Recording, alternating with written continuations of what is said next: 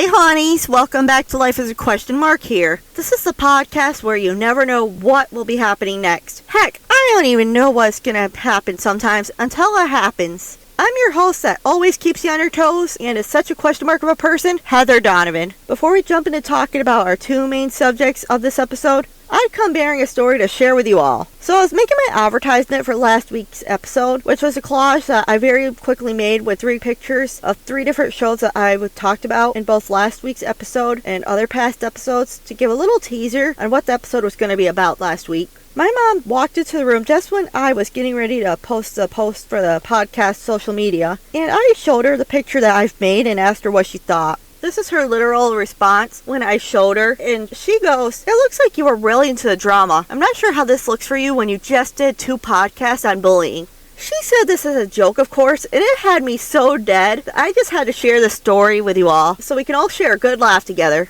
So now that I've shared that little short story, and we've had our little LOL moment, let's jump right into our first topic of this episode. So today marks the 22nd year of a life-changing historical event that has not only changed the nation or the country, but the whole world as a whole. This historical event is known as 9/11. I have decided to cover this historical event because of a few different reasons.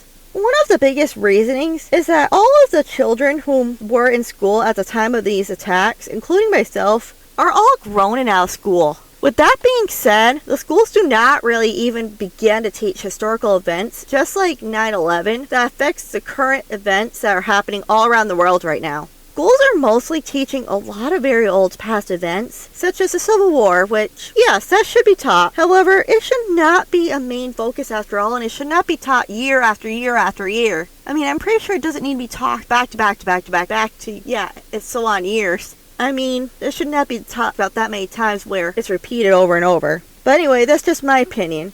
But if history has taught us anything, history tends to repeat itself, especially if we don't learn from it. And how can our younger generation even begin to learn from it if they aren't even learning about it at all, period? I've also had many psychics and mediums tell me that one of my jobs that I'd have in my lifetime is teaching, and that the other one that I'm going to have is an influencer. I figured that I'd do both by covering this historical event, because I'm such a giver and all. 9/11 occurred on September 11th of 2001. That's how it was named that way. It happened to be the 9th month of the year and the 11th day of the month. The name is also derived from the emergency phone number 911, which I've also heard, and I don't know if this is true or not, but I've also heard that 911 was called this because this is the code that the terrorists used to try to tell the United States that they were going to attack us on this date. On September 11th of 2001, terrorists linked to the Islamic extremist group, Al-Qaeda, whom was funded by Osama bin Laden, hijacked 4 commercial passenger airplanes and carried out suicide attacks against targets in the United States.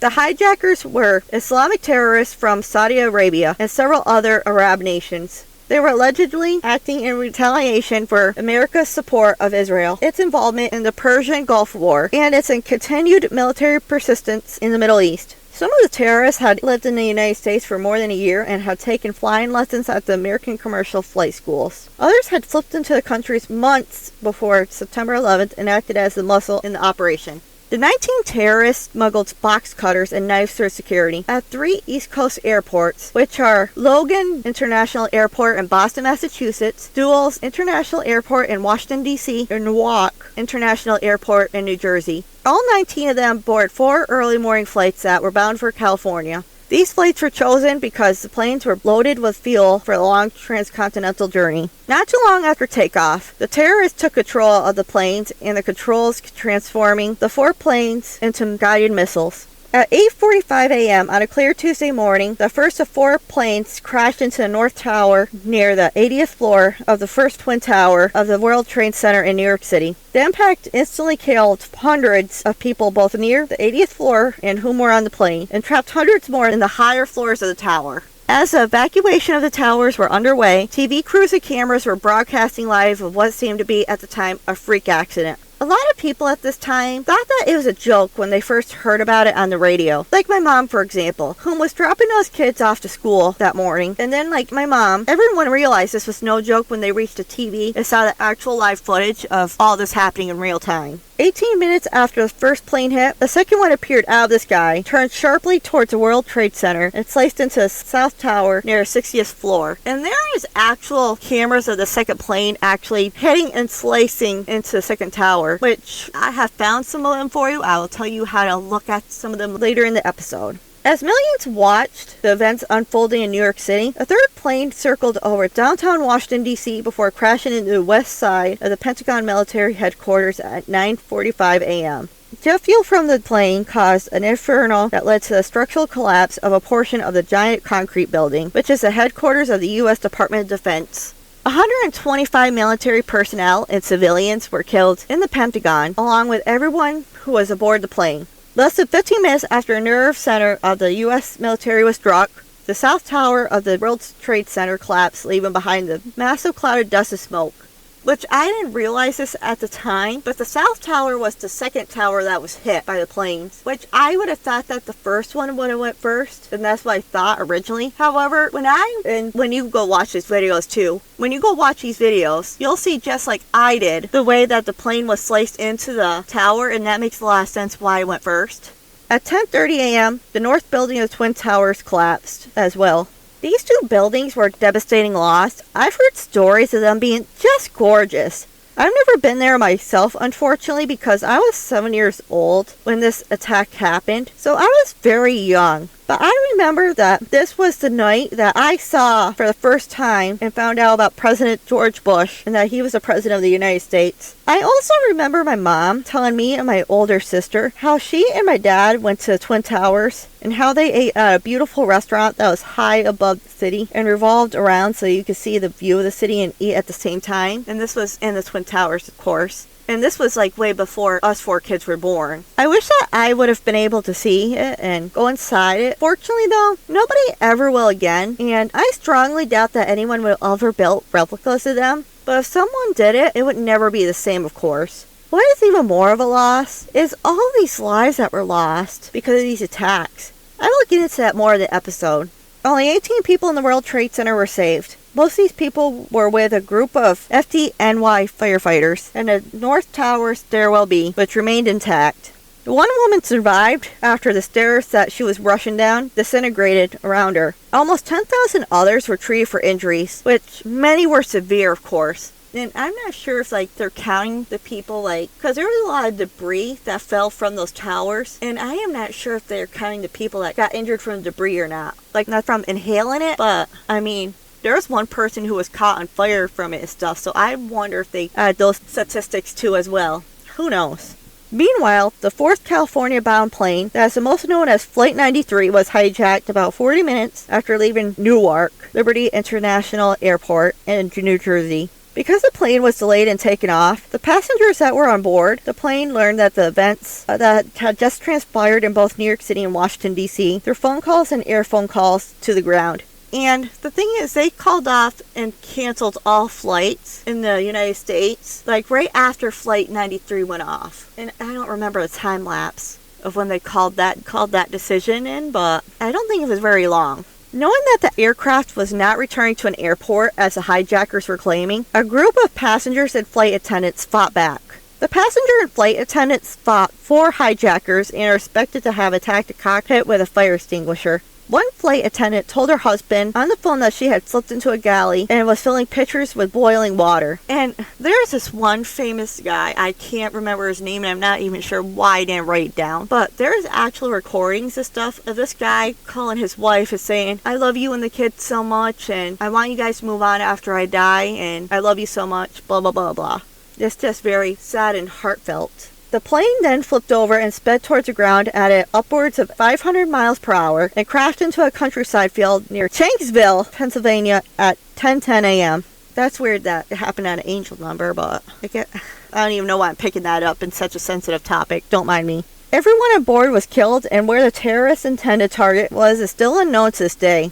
There are theories that intended targets could have been the White House, the U.S. Capitol, the Camp David residential retreat in Maryland, or one of several nuclear power plants along with the eastern seaboard. In one of the videos I watched, and I linked a bunch of videos for you guys to watch, I know I already said that, but one of the videos, it said that the plane was heading towards Camp David. So my theory is it was either heading towards Camp David, or a lot of people like me believe that it was heading towards the White House because, the White House has like Congress and everybody else that gathers here to do government work. And the Pentagon, it's targeted because it was our military, especially our defense system. So they knew if they targeted that we weren't going to be able to fight back so quickly. And here's an interesting thing. I looked into why the World Trade Center was picked to be attacked. And I found this in another website that I used, separate from the one I used for my general research that I've also linked in the episode notes. Mohammed said that New York was definitely the economic capital of the U.S., and this was always the first target on his mind.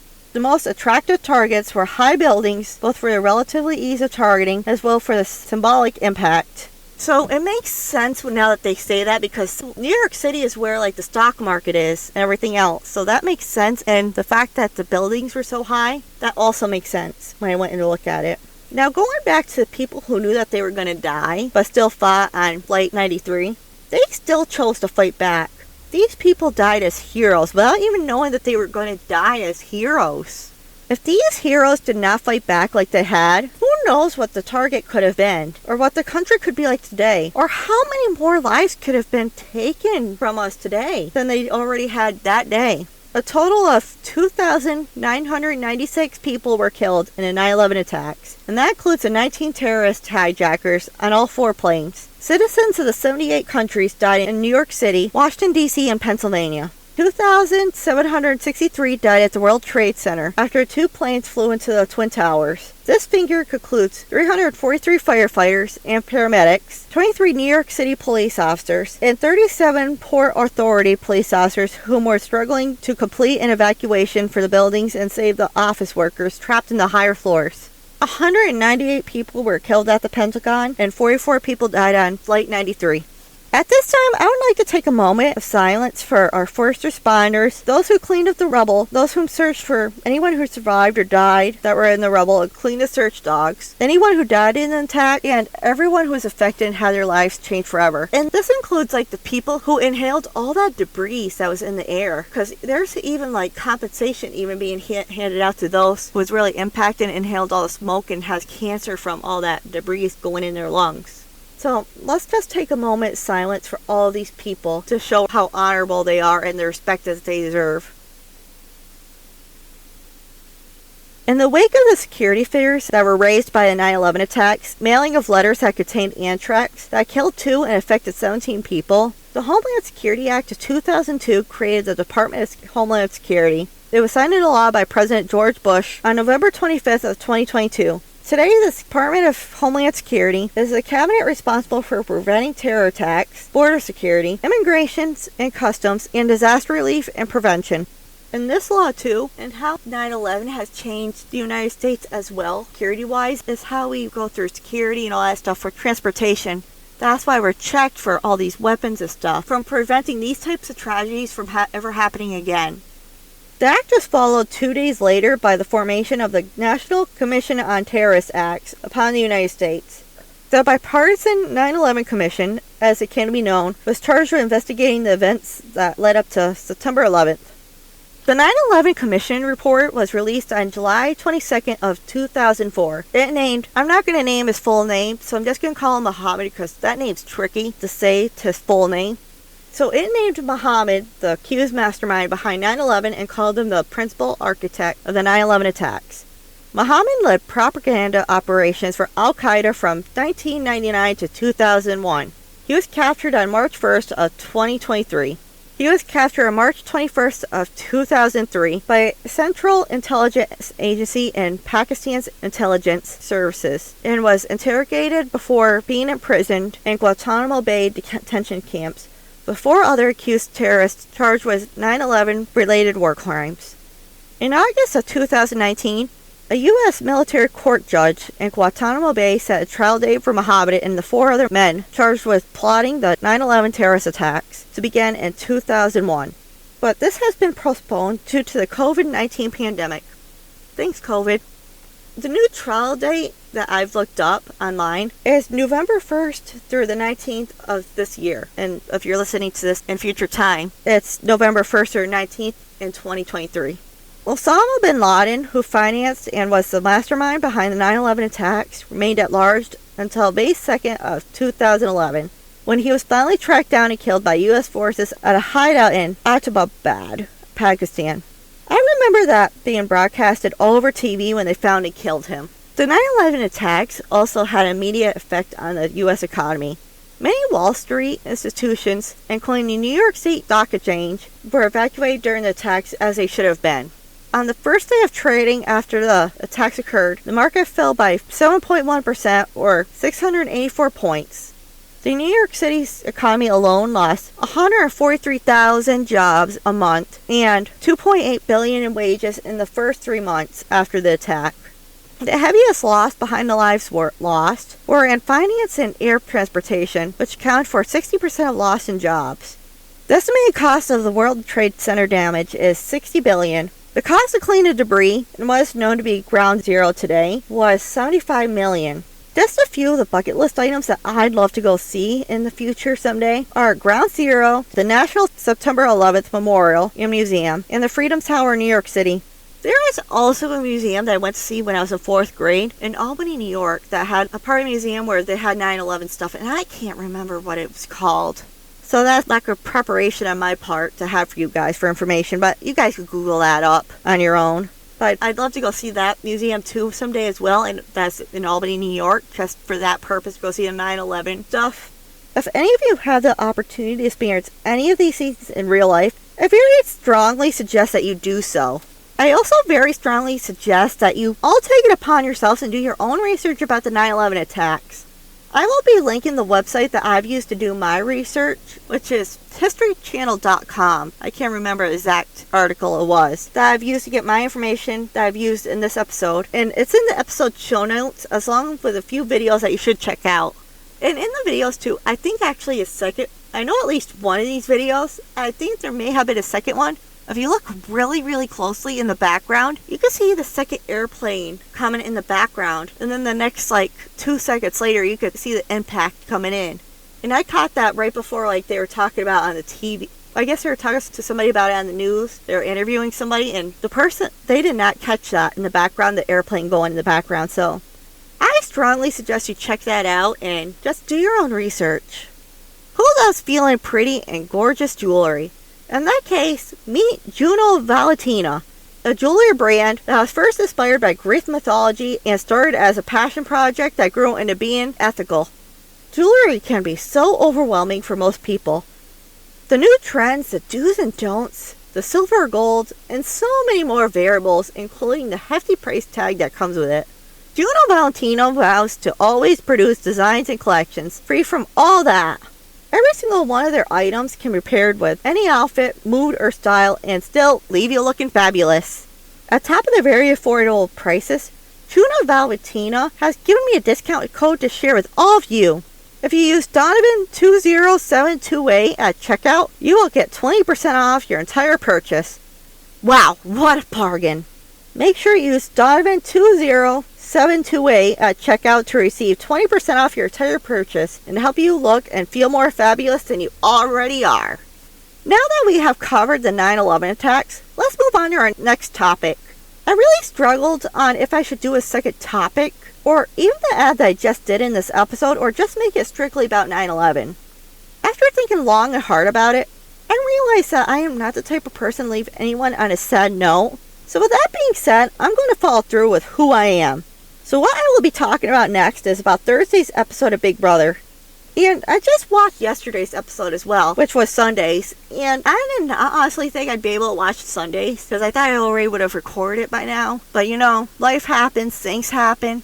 It's all great, it's all fun, so. But it's good for you guys, because then I could talk about Sunday's episode as well. So first off, how about Thursday's episode? That just left me shook. I honestly did not think that Cirie and all of them were really going to go through with evicting Red. Cameron's face when Julie gave the results, I could just tell that he was beyond fuming. And what's more, I was not expecting Cameron to win HOH at all, but knew that they were in trouble when they got to the final question where 3 of them were left, and the other 2 answered true and he answered false. I'm like, oh no. If I'm thinking this right, he's gonna win it. And of course he did. And the fact that nobody really celebrated and all went silent when Julie announced that he did win it, he made a comment and said, "It's okay, I'll celebrate it by myself." It's just savage. I am so unhappy about Cameron winning the HOH because I love Serena and Felicia, and I was honestly expecting not to like Felicia at all. Well, from a game standpoint, not personality. But it's just the opposite. I thought she was going to be this layup and all that stuff. Yes, she's made mistakes by making slip. But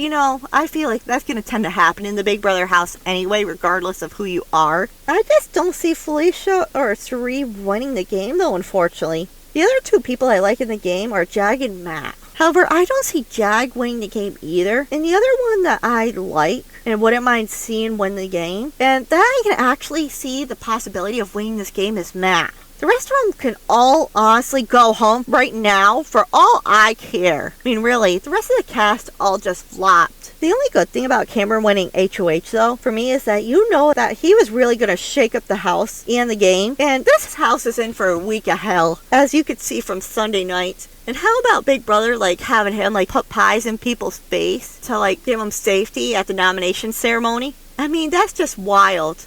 That's just wild, but it was a good mix-up, and that was so entertaining to watch. Oh, and it's a Reese cover story for Evicting Red. Holy crap, I understand why she's won at Survivor. Oh my, well, not won at Survivor, but won at Traitors and did pretty well in Survivor, why she's a Survivor legend. Holy crap, she's just a good player at these games. So make sure you tune into Hell Week this week and Big Brother. And with all that being said, this concludes this week's episode. Don't forget to rate, review, subscribe, and tell your favorite stranger about the podcast. You can follow and converse with the podcast and other listeners of the pod by following the pod's Facebook, Instagram, and TikTok at Life as a Question Mark.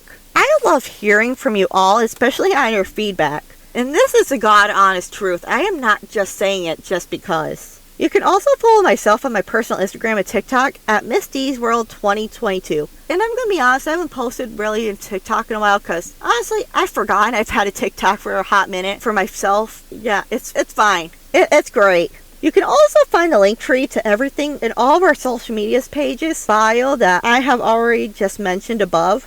You can also find the podcast website in the link tree as well. You can show your love and support to the podcast by donating to the pod. You can do that by clicking the support link in the show notes in every episode, subscribing to the pod on the podcast website, or by hitting the payment button in the link tree. When you make a donation, no matter how big or small, I will give you a shout out on an episode of the pod. Or if you are not into shout outs, then I could give someone a message for you. I can do it all. I can do wedding proposals, prom proposals, tell someone that you want a divorce, or tell someone to pick up their goddamn laundry off the floor. Please make your donation through family and friends though. All donations go directly towards the podcast only. For example, it could go towards paying subscriptions I use for either editing episodes of the pod or website, or towards traveling costs to go interview a guest to be on the pod. This week, I am leaving you all with a song called God Bless the USA by Lee Greenwood. I myself do not agree with some of the religion stuff at all, but other than that, this song is perfect for 9/11 attacks, no matter how you feel about religion. So with that, I will talk to you all next week.